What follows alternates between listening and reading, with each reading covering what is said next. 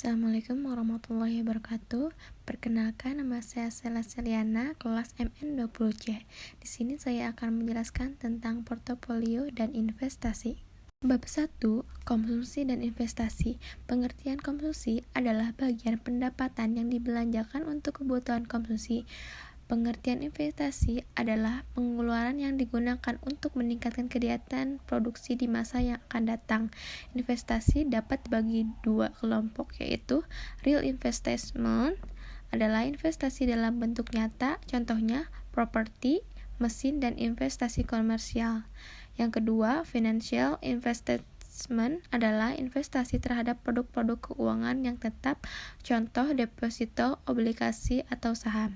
Bab 2, pasar modal. Pasar modal adalah sarana bertemunya perusahaan maupun institusi lain, misalnya pemerintah yang membutuhkan dana dari masyarakat untuk pengembangan usaha, ekspansi penambahan modal kerja, dan lain-lain.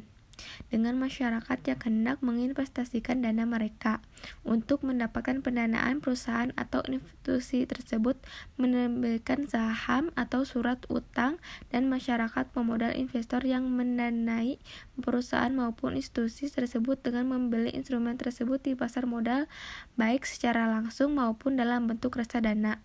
Karena itu, pasar modal memiliki peran penting bagi perekonomian suatu negara. Selain saham, obligasi, dan reksadana, pasar modal juga memperdagangkan bentuk lain seperti waran, right, dan produk derivatif lainnya. Bab 3, saham dan nilai saham. Saham, stok, merupakan salah satu instrumen pasar keuangan yang paling populer.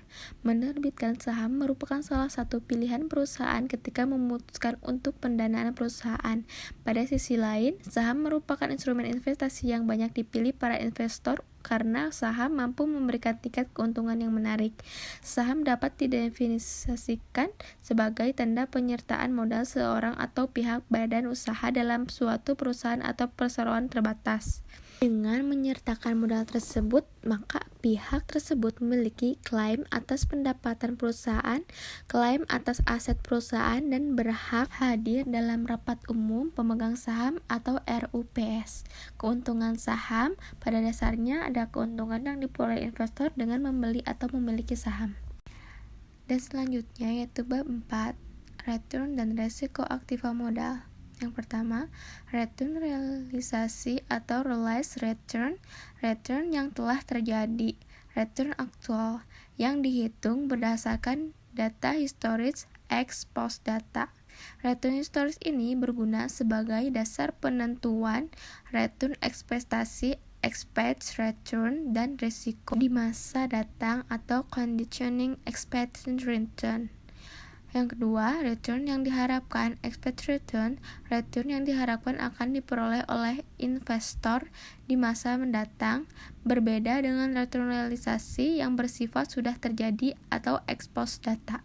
Return yang diharapkan merupakan hasil estimasi sehingga sifatnya belum terjadi atau ex ante data. Hanya segitu yang saya sampaikan, semoga bermanfaat. Sekian dan terima kasih. Assalamualaikum warahmatullahi wabarakatuh.